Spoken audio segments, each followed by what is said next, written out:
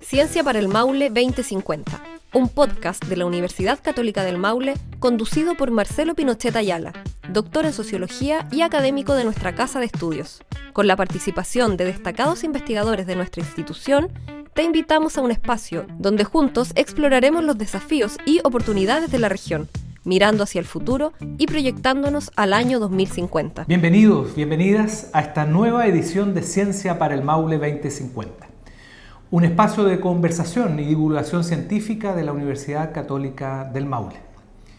Hoy queremos partir con un bello texto de Míriam Díaz Llocaretz, escritora chileno-neerlandesa, Mujer nuestra de cada día, se llama este poema. Mientras los chicos juegan al fútbol con la pelota de trapo y van quedando en la calle las rotas medias, los restos de enaguas, la corbata del finado Manuel, una vieja servilleta con la mancha de sangre que nunca salió. Ella amasa su pan de lota, que dócil acepta sus manos imperfectas, y ese pan le perdona por no ser capaz de amasar.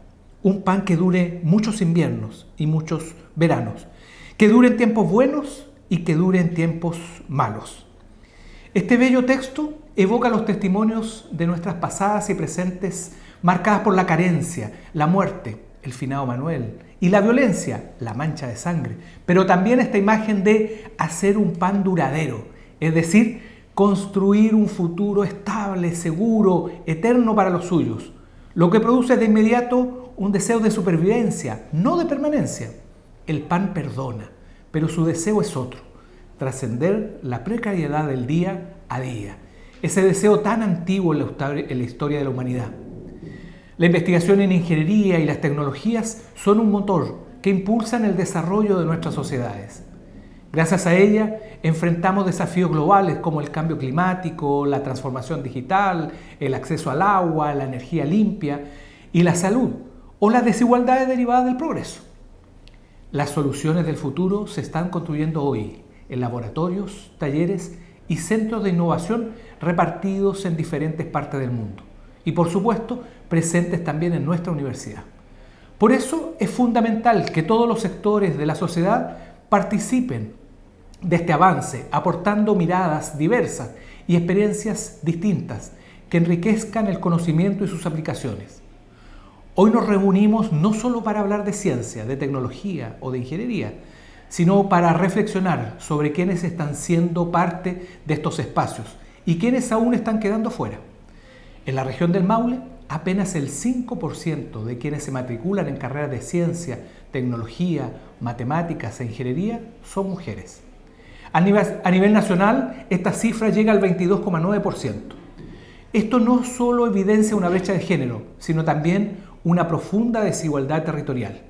¿Por qué nuestras niñas, nuestras jóvenes, no están llegando a estas áreas del conocimiento?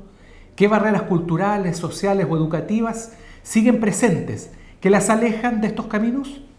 Por eso, estas instancias son fundamentales, porque visibilizar esta realidad es el primer paso para transformarla.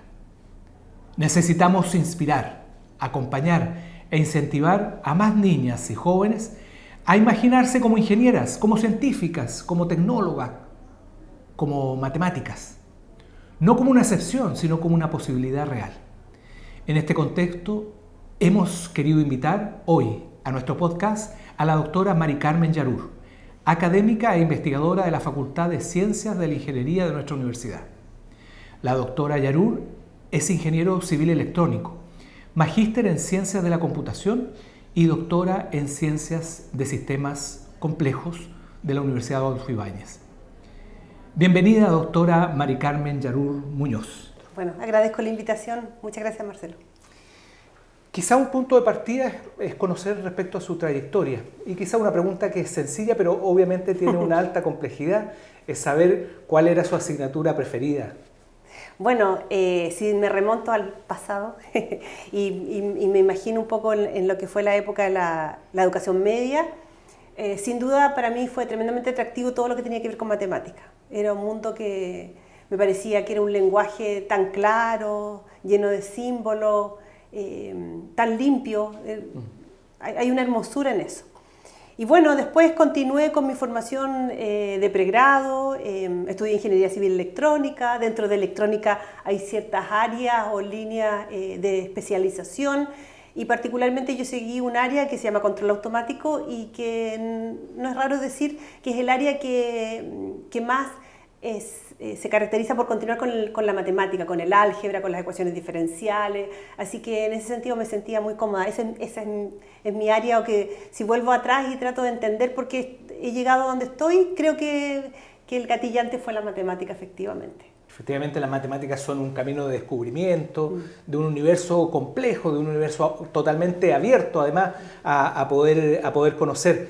Y sobre todo son un camino de descubrimiento porque hay acciones que se entrelazan.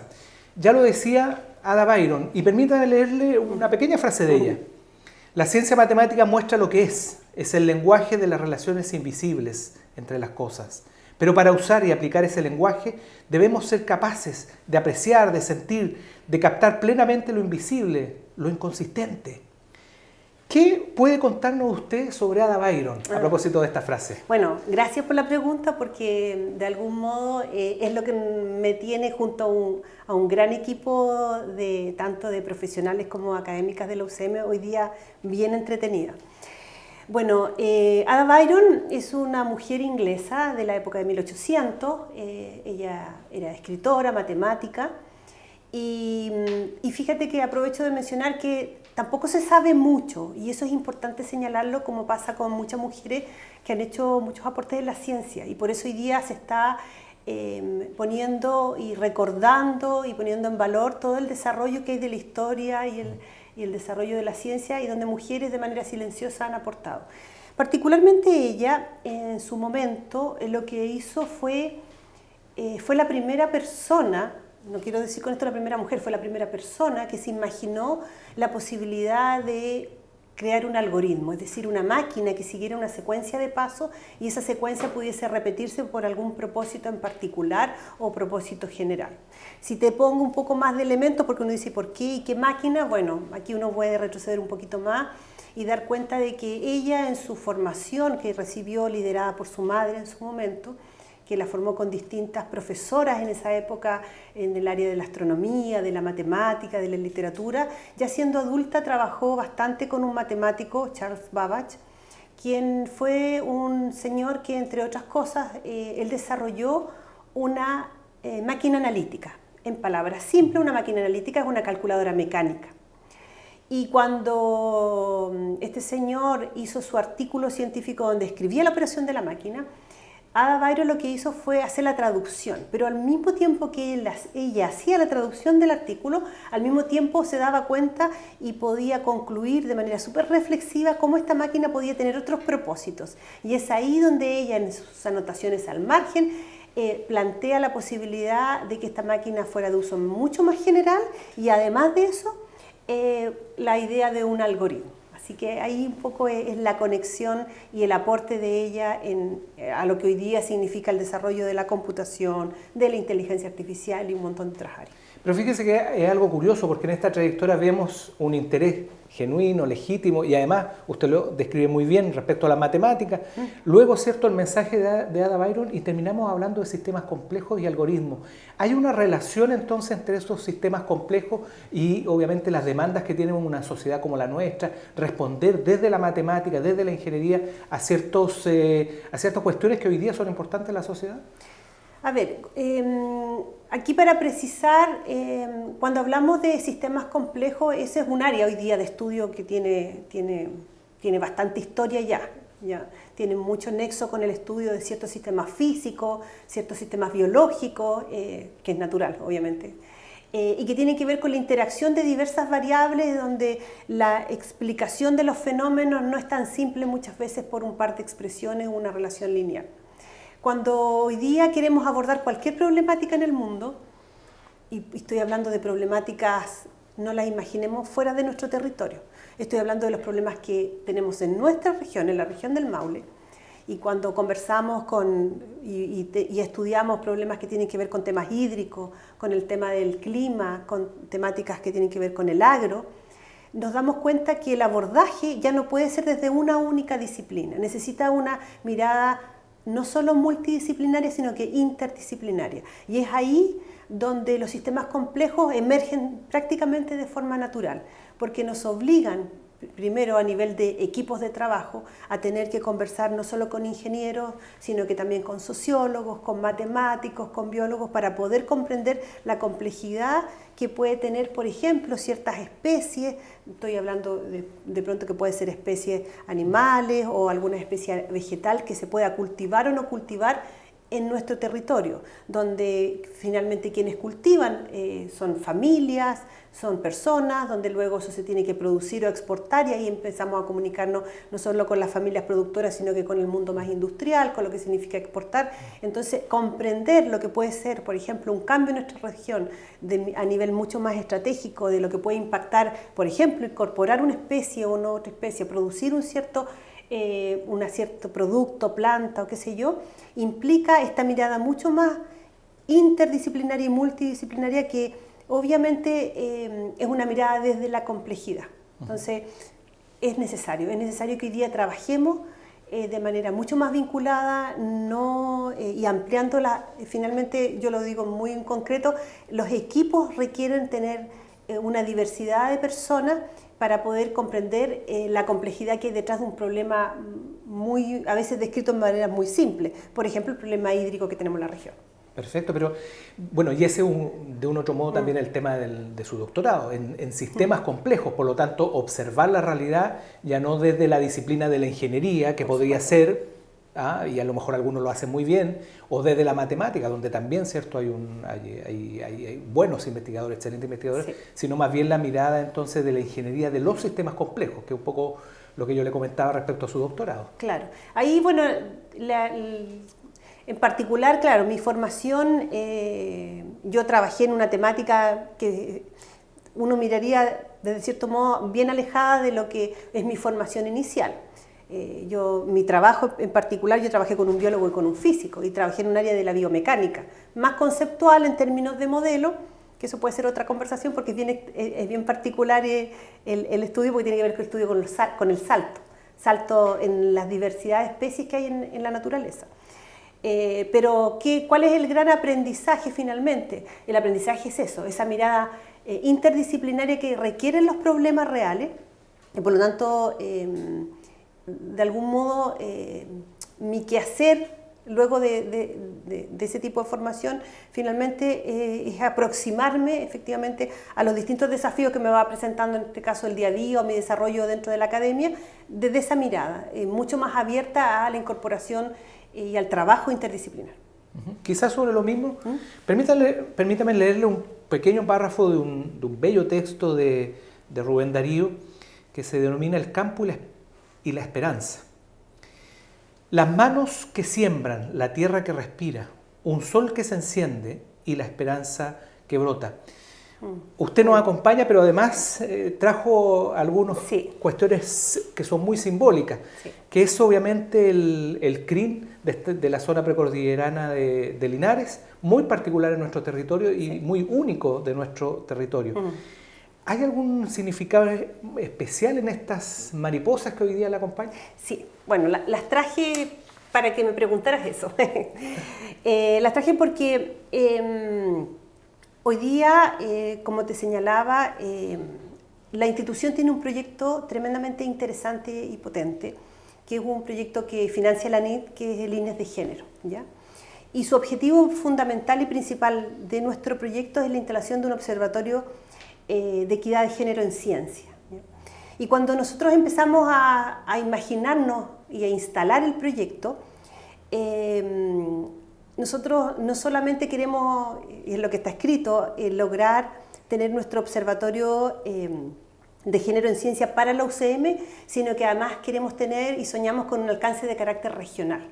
Y cuando lo fuimos imaginando de ese modo, con un impacto a nivel regional, y cuando digo eso, lo que quiero señalar en otras palabras es decir que cuando pregunten sobre género y ciencia en la región del Maule, tienen que llegar acá, al Observatorio ADA. Y por eso también el nombre ADA en honor a Ada Byron. Cuando empezamos a soñar eso y uno empieza a crear y a imaginarse esto, para nosotros tenía mucho sentido que el simbolismo porque todos los proyectos tienen que tener una gráfica y un simbolismo, tiene que ver con varios temas. Uno, y lo más importante, era la región del Maule. Pero lo otro tenía que ver con el tejido. ¿Y por qué el tejido? Porque cuando te contaba adelante acerca de lo que hizo Ada Byron y respecto del algoritmo, y lo hizo en base a una máquina analítica, hay que retroceder un poquito más, porque este matemático que creó esta máquina se inspiró en un telar que también era una máquina que automatizaba el tejido, creada por un señor de apellido Jacquard, francés. Entonces, cuando empezamos a recoger la historia, nos empezamos a dar cuenta, mira, aquí había tejidos, se automatizaron, curiosamente la máquina de Jacquard se automatizaba con tarjetas perforadas, que son las mismas tarjetas perforadas, desde algún modo, yo no digo son las mismas, pero son la misma idea o el mismo concepto que se utilizaron en las primeras computadoras, porque se programaban con tarjetas perforadas. Entonces, cuando empezamos a ver, esto era un telar, eran unas máquinas, automatismo, tejido, y llegamos y lo conectamos con la región, dijimos, bueno, aquí tiene que haber un símbolo que tenga que ver con algún tejido que sea propio de la región. Y no fue difícil llegar a Rari y a Panimadia, ¿ya? Porque es un tejido y por eso hoy día traje estas mariposas y traje el símbolo que el observatorio tiene, porque consideramos que tenía que ser un símbolo gráfico que quien alguna vez hubiese visto el tejido en CRIN dijera inmediatamente, esto es un trabajo del Maule. Ese fue el sentido de todo esto. Ahora fue un largo camino porque nos demoramos un tiempo en el diseño, pero más allá del diseño, lo que tomó su tiempo, pero fue muy interesante, es el nexo que hicimos con las tejedoras de Rari, porque ellas conocen el proyecto, ellas han estado en la universidad y van a estar en algunas ocasiones más. Así que por eso también traje estas mariposas, porque esto, de algún modo, la mariposa representa el símbolo del observatorio, y traje las mariposas tejidas en CRIN para que las puedan ver y mostrar efectivamente, porque para nosotros también es un tesoro. Doctora Yarur, ¿me puedo tomar algo de sus palabras? ¿Sí? Entonces, para comentar lo siguiente. El tejido de CRIN, y que usted lo puede ver, y seguramente quienes nos escuchan y nos ven también van a poder hacer un zoom en este trabajo. Es un trabajo que también es imperfecto, no es un telar eminentemente perfecto, sino que tiene imperfecciones. A pesar de lo minúsculo, si uno se acerca, va viendo ciertas imperfecciones. La región del Maule, nuestro país, nuestra sociedad, tiene ciertas imperfecciones que están a lo mejor en la periferia de nuestra universidad. Entonces, yo quería preguntarle cómo vincularnos con los territorios, cómo a partir de esta experiencia que usted nos acaba de mencionar podemos sacar quizás algunos aprendizajes o de cuestiones anteriores también que a usted le parezca interesante relevar hoy día, cómo podemos, no sé si corregir, pero sí abordar al menos esas imperfecciones que están en este tejido de la región del Maule, en este entrelazado entre personas, sociedad, ciencia, tecnología, etc. Voy a plantearlo de otra manera, no desde la imperfección, lo voy a plantear efectivamente, cuando yo conversaba con las artesanas, es prácticamente imposible que dos piezas queden iguales, y me imagino que a eso te referías tú. Exactamente. Y ahí está el valor porque la artesanía en CRIN se describe como microcestería, o cestería a pequeña escala, ahí está el valor. Entonces, y como es un trabajo hecho a mano, es prácticamente imposible. Entonces, tomando esa idea, creo que ahí está el valor. El valor está en que no hay dos piezas iguales. Entonces, eso llevándolo al territorio, yo creo que tiene que ver con un cambio de paradigma. Es decir, cuando nosotros nos acercamos al territorio, tenemos que partir reconociendo que es único. Y cuando no es lo mismo, moviéndome en la región del Maule, ir a la costa, que ir hacia a la zona central, que tiene una cierta dinámica, como ir a la zona precordillerana o la misma cordillera. Entonces creo que ahí hay un cambio de paradigma. Por otro lado, aquí un aprendizaje que nosotros tuvimos como proyecto, cuando nosotros empezamos a pensar en diseñar la imagen del proyecto, nos tocó conversar con las artesanas que hoy día están organizadas, amparadas en el Ministerio de la Cultura y el Patrimonio, en una figura que se llama la Asamblea del CRIN. Y ahí aprendimos bastante porque tiene que ver con que los territorios también son capaces de organizarse y generar sus propias estructuras. Entonces, necesitamos, cuando tú hablas de periferia o en el entendido que fuera de la universidad, ¿ya? Bueno, tenemos mucho que aprender, tenemos que aprender también a cómo nos comunicamos con los distintos grupos, con las distintas personas, con las distintas zonas de nuestra geografía, porque hay ciertas particularidades que tienen que ver con que esa geografía de algún modo determina la manera en que se organizan, en la manera que se comunican, en la manera que se desarrollan. Entonces creo que ahí está más que un consejo, solo queda el aprendizaje que hay mucho que aprender de esas comunidades y la manera de conectarnos tiene que partir desde la abertura a escucharlos primero, a escuchar las comunidades primero. Que un poquito a contrapelo a lo que habitualmente se estila decir de que tenemos que ser capaces como investigadores, como académicos, de influir en la esfera pública, de incidir en el debate público y olvidar las comunidades que van a ser destinatarios o destinatarias de nuestra labor investigativa. Claro, porque es contradictorio, pero resulta que las personas que realmente tienen los problemas son las comunidades y las personas que están fuera de la UCM. Solo un dato. A propósito de las conversaciones con la Asamblea. Un tema que surgió, que a mí me pareció tremendamente valioso, es que ellas tienen la inquietud y la preocupación súper genuina de que este arte se está perdiendo. Y se está perdiendo por algo casi natural, que tiene que ver con que la gran mayoría son mujeres, ¿ya? Y son madres. Y por lo tanto, cuando aspiran al desarrollo profesional de sus hijos, obviamente eso tiene que ver con un mejor bienestar, con un mejor futuro, pero eso significa renunciar a mantener este valor, esta cultura, esta artesanía. Y ellas nos decían en qué medida nosotros podemos desarrollar una investigación. Aquí fue algo súper potente porque ellas no están pidiendo que las investiguemos a ellas quieren ser investigadoras de. Eso es un cambio de paradigma muy potente. ¿De qué manera podemos entonces investigar en conjunto, la universidad y nosotros, cómo nuestras jóvenes, nuestras hijas, pueden, por una parte, seguir un desarrollo profesional, pero al mismo tiempo poder cultivar y mantener la artesanía? Perfecto. Mari Carmen, quizás es distinto a lo que hemos estado conversando, pero tiene cierta relación sobre todo con la posición de la mujer en el campo de la investigación. Ustedes lo saben, a propósito del mismo proyecto ADA, que la cifra de participación de las mujeres en actividades de generación de conocimiento, también lo era en ingeniería, a propósito de su formación inicial como ingeniera, son particularmente bajas en nuestro país. ¿Hay alguna idea, hay algún camino, hay algún derrotero como para modificar esta realidad que hoy día acontece no solo en nuestra región o en nuestro país, sino al parecer es una situación global? Sí, esa pregunta es bien difícil, la verdad, porque pese a que la problemática de brecha de género está estudiada ya, no hace tanto tiempo, pero ya tiene un tiempo y los datos hablan por sí solos y efectivamente es un problema global, las formas en que se han ido abordando han sido bastante diversas. Hay algunas que han tenido un cierto efecto, pero todavía es pequeño, porque la problemática en sí misma es un problema de carácter estructural y por tanto es cultural, ¿ya? Y significaría entonces, entre otras cosas, porque yo no tengo la respuesta, modificar aspectos estructurales y de nuestra cultura, ¿ya? Y lo digo no solamente, insisto, en la región, tal como tú lo señalaste, no es un problema ni de la región, ni únicamente de nuestro país, sino que es bastante global. Entonces, es muy complejo. O sea, quizás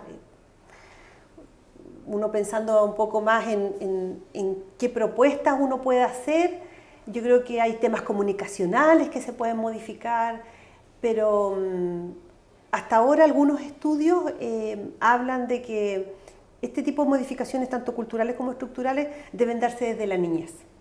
Por ahí están algunas pistas y caminos de solución, pero es un problema muy, muy complejo y difícil. Y a propósito de lo mismo, ¿qué mensaje usted entregaría a las niñas que a lo mejor están viendo este programa o lo están escuchando? Aquellas niñas jóvenes que se interesan por los temas de la ciencia, de la ingeniería, de la matemática, o que incluso sueñan también con convertirse en investigadoras en los distintos campos de la ciencia. A ver, ahí el mensaje para ellas, yo creo que, mira, el mensaje lo voy a decir hacia ellas, pero yo creo que es hacia nosotros mismos como comunidad universitaria. Y tiene que ver con la forma en que comunicamos estos programas, la forma en que comunicamos qué hace o qué no hace un ingeniero o ingeniera, qué hace o no hace un científico o científica. Y te explico por qué.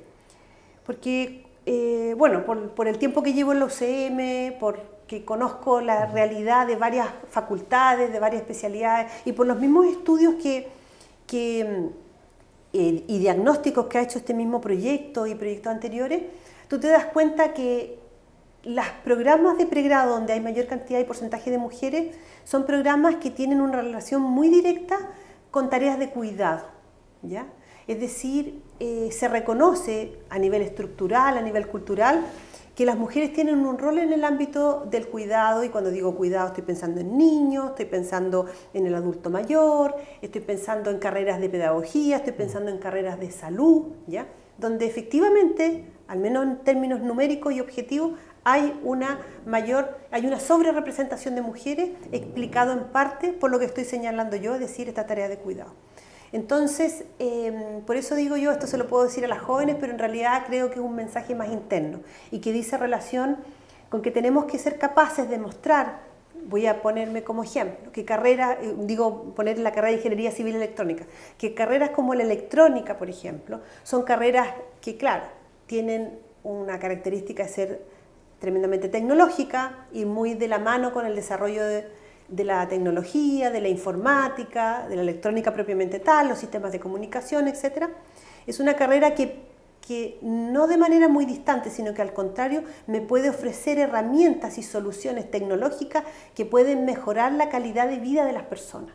Y cuando yo conecto tecnología y desarrollo en ese plano y lo conecto de manera más directa con el cuidado de niños y de niñas, de adultos mayores, de la sociedad, de la familia y todas esas tareas de cuidado, entonces puede ser más natural decir, yo también puedo aportar, puedo cuidar a mi familia, puedo formarme profesionalmente porque a mí, por ejemplo, me gustan los niños, pero lo puedo hacer desde el desarrollo de la tecnología. Creo que ahí poder hacer ese nexo y la invitación quizá ya más directamente pensando en las jóvenes es que carreras que parecen más distantes de lo que significa el cuidado, la familia, los niños, la agricultura.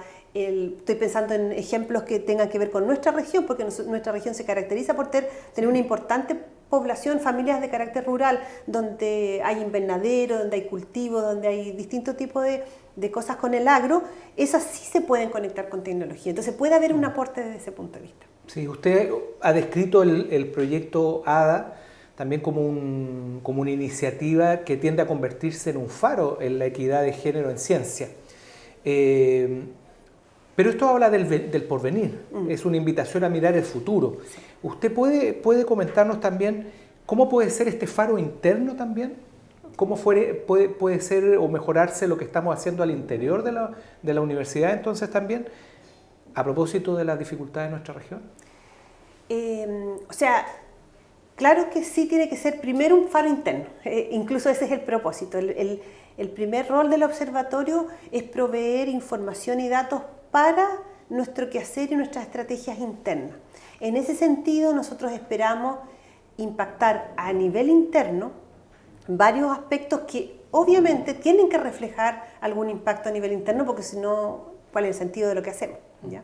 Entonces yo me imagino ahí, y me imagino digo yo porque todavía estamos en un proceso de instalación del proyecto, que tiene que ver, por ejemplo, con la evaluación y revisión de ciertos cupos en ciertas carreras donde están subrepresentados las mujeres, por ejemplo, y haya mayor participación de mujeres en ingeniería. Pero al mismo tiempo, y aquí quiero ampliar la mirada, que haya, por ejemplo, más representación de hombres en carreras donde hay una sobrerepresentación de mujeres, por ejemplo, las carreras de enfermería o de salud. Entonces, ahí hay una serie de decisiones que se pueden ir tomando. Por otro lado, cuando nosotros instalemos el observatorio y vayamos haciendo un levantamiento, uno de los principios que el observatorio va a levantar es esta mirada interseccional del desarrollo de la ciencia y el estudio de las problemáticas de género, ¿ya? Y cuando nosotros hablamos de interseccionalidad, tiene que ver con que cuando nosotros analizamos y estudiamos y levantamos datos o describimos un problema, no basta muchas veces con describir una diferencia entre hombres y mujeres, sino que también necesitamos incorporar otro tipo de variables, como las variables relacionadas con las zonas territoriales, con el nivel socioeconómico, con el nexo que se tenga o no se tenga, por ejemplo, con algún pueblo originario. Es decir, la necesidad de cruzar, ¿ya? Interseccionalizar otras variables que finalmente yo aquí también las conecto con el tema del tejido, entender que como sociedad somos una serie de hebras que viene de distintos orígenes, nos entrecruzamos y con eso finalmente terminamos construyendo un bueno o un mal soporte. Por eso me gusta tanto el tema del tejido. Y de ese modo finalmente debemos ser como universidad también un soporte y un sostén para todas las dinámicas y no solo problemáticas, sino que también las dinámicas que se van dando a nivel territorial en nuestra región. Claro. Doctora Yarur, y respecto al proyecto ADA, un proyecto emblemático en nuestra institución, ¿usted podría comentarnos precisamente respecto al rol que va a jugar en este mundo de la ciencia tan inequitativo entre hombres y mujeres, tan desigualitario entre hombres y mujeres en el mundo del conocimiento, de la formación en educación superior, etcétera? A ver, de lo general a lo particular, el proyecto es un proyecto INESgénero que financia la ANID, es un proyecto que dura 3 años, que se inició a finales de septiembre del año pasado, porque cada año no es año calendario, así que este año a finales de septiembre cumplimos nuestro primer año, y como te señalaba va a durar 3. Es un proyecto que dentro, como lo señalaba anteriormente, tiene como objetivo principal la instalación del observatorio en ciencia, pero no es el único objetivo que tiene el observatorio, no es el único objetivo que tiene el proyecto. El proyecto, entre otras cosas, también va a instalar un núcleo de investigación en género, va a formar al cuerpo académico en términos de investigación con perspectiva de género, también va a implicar la contratación de al menos 2 académicas, ¿ya? Una para la Facultad de Ingeniería y otra para la Facultad de Salud, ¿ya? Por lo tanto, el alcance del proyecto es institucional, ¿ya? Voy a alargar un poquito por qué en Ingeniería y por qué en Salud, porque curiosamente esas 2 facultades, pese a tener en términos de representación de académica justo los 2 extremos, subrepresentación y sobrerepresentación, en ambas facultades ocurre el mismo fenómeno, es decir, la cantidad de investigación liderada por mujeres es muy baja, ¿ya? Por eso se intervienen esas 2 facultades. Pero por otro lado, el Consejo Asesor Técnico que acompaña toda la ejecución del proyecto tiene académicas prácticamente de todas las facultades, así que el proyecto es institucional. Ahora, hablando específicamente del observatorio, nosotros hoy día estamos en un proceso bien importante que es el levantamiento de los principios que van a regir el quehacer del observatorio. Por lo tanto, claro, como observatorio, como tal, en general, en términos relativamente simples, se va a levantar data e información relativa a la realidad en nuestra universidad, en principio, luego algún tipo de información de cómo la realidad de nuestra universidad también se interconecta con la realidad regional, y esa para poder explicar no solamente también de manera cuantitativa, sino que también de manera cualitativa la realidad que viven las académicas en nuestra universidad y el desarrollo de la ciencia. Pero también queremos plantearnos y aspirar a ser un faro. Pero como te señalaba, los principios se están construyendo con la misma comunidad y a partir de esos principios va a ser el que nos va a permitir hacer el plan de trabajo del observatorio, la misión, la visión y toda su estructura también que hay que ir diseñando y planeando. Y fíjese que comenzamos conversando sobre Ada Byron y terminamos a propósito de una frase que la tenía aquí anotada a propósito. La imaginación en la facultad del descubrimiento premeditadamente es lo que penetra en los mundos nunca vistos en nuestro alrededor, en el mundo entonces de la ciencia. Yo le agradezco su participación en este programa, doctora Yarur, le agradezco su mensaje y obviamente también usted puede comentarnos algo que a lo mejor haya quedado por ahí en el tintero. Yo más que comentar es una invitación, ¿ya? Una invitación a que este proyecto, que es un proyecto institucional, es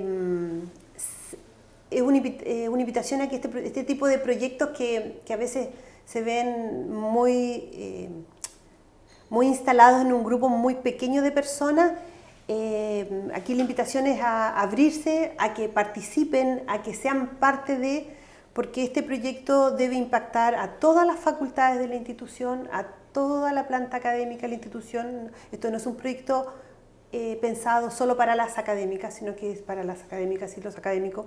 También este proyecto está evaluando en ciertas áreas la realidad de las funcionarias de la planta administrativa, porque la universidad la hacemos todos. Y también la participación obviamente activa de las y los estudiantes. Así que más que nada esa invitación a que este proyecto lo sientan propio, lo sientan así como cuando caminamos por nuestra universidad y que esta universidad es nuestra, lo mismo pase con el observatorio. Muchas gracias, le agradezco todas las analogías que hemos hecho al tejido, al faro, a instancias que están cotidianamente en nuestra realidad, pero que hoy día las tratamos de entrelazar a propósito de los tejidos para unirlas en un camino más virtuoso. Muchas gracias, doctora Yarur. Muchas gracias, Marcelo, por la invitación. Hoy estuve en la